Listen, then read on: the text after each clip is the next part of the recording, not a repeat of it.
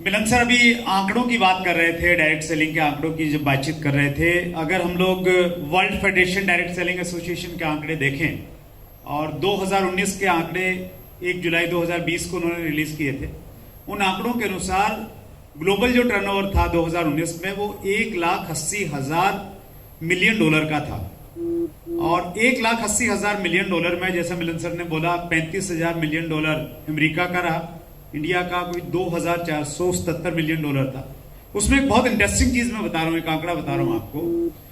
उस जो डाटाज आए, उस डाटाज में 3 साल का CAGR दिया हुआ है हर कंट्री का, कि किस कंट्री में डायरेक्ट सेलिंग पिछले 3 साल में कहां ग्रो किया, कहां कम हुआ।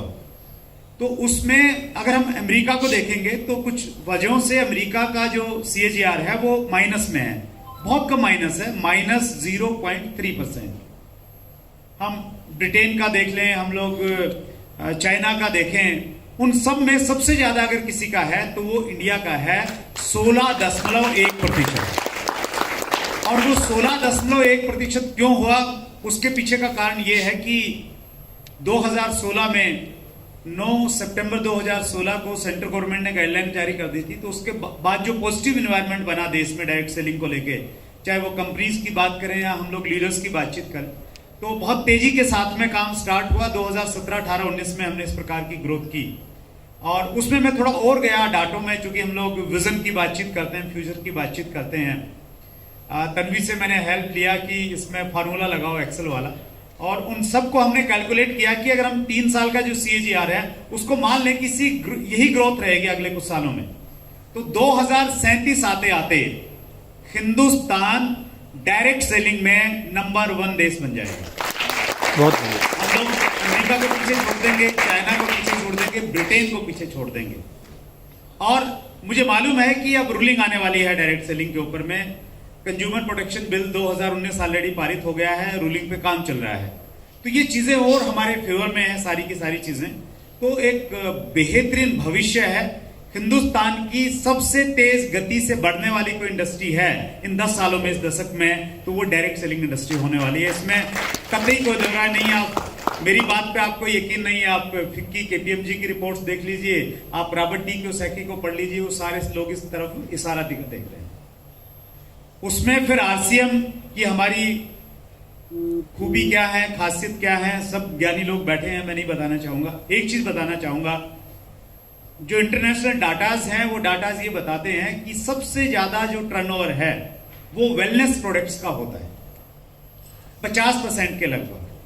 तो हम जो अपना बिजनेस करते हैं, देखिए हम FMCG पे करें काम, दूसरी चीजों पे हम लोग काम करें, लेकिन अगर हर डायरेक्ट सेलर और स्पेशली जो सीनियर लीडर्स हैं वो अगर कैलकुलेट करने लग जाएं कि मेरे टोटल वॉल्यूम में वेलनेस प्रोडक्ट्स का, न्यूट्रीचार्ज का कितना वॉल्यूम आ रहा है, उसको मॉनिटर करना चाहिए। और हमारा टारगेट रहना चाहिए कि हम अपने बिजनेस में 50% वॉल्यूम न्यूट्रीचार्ज का करें।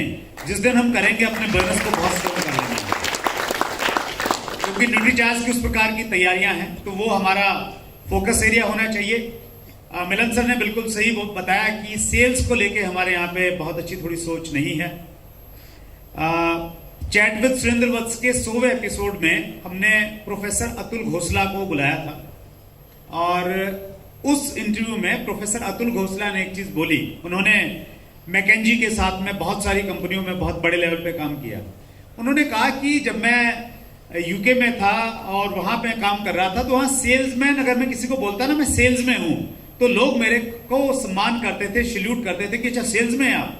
लेकिन इंडिया में अगर कोई बोलता है कि मैं सेल्स में हूं, तो लोग उसको बहुत अच्छी निगाहों से नहीं देखते हैं।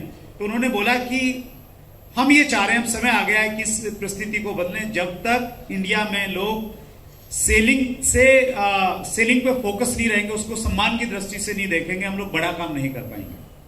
और उनकी यूनिवर्सिटी है सुलूनी यूनिवर्सिटी हिमाचल प्रदेश, और उन्होंने डिक्लेयर किया उस दिन वहां पे कि हम लोग अगले साल post graduation diploma in direct selling शुरू कर रहे हैं, और विद इन 2 ईयर्स वो MBA डायरेक्ट सेलिंग स्टार्ट कर रहे हैं। वो सेल्स को इतना ज्यादा इंपॉर्टेंस देते हैं। तो सेल्स पे हम फोकस करेंगे तो हम लोग बहुत बड़ा काम कर सकते हैं, नो डाउट। और डायरेक्ट सेलिंग सेल्स का ही बिजनेस है, उसमें हम लोग संकोच नहीं करें बिल्कुल भी।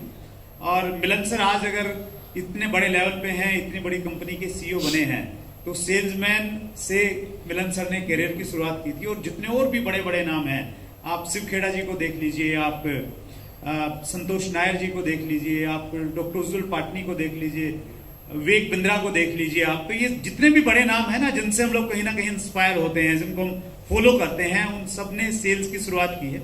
और आरसीएम भी हम लोग सेल्स में ही थे, लेकिन वो एक अलग तरह का मॉड्यूल हमारा सेल्स का था, जिसमें हम लोग नेटवर्क बनाते थे, केवल मात्र लोगों को ज्वाइन करते थे।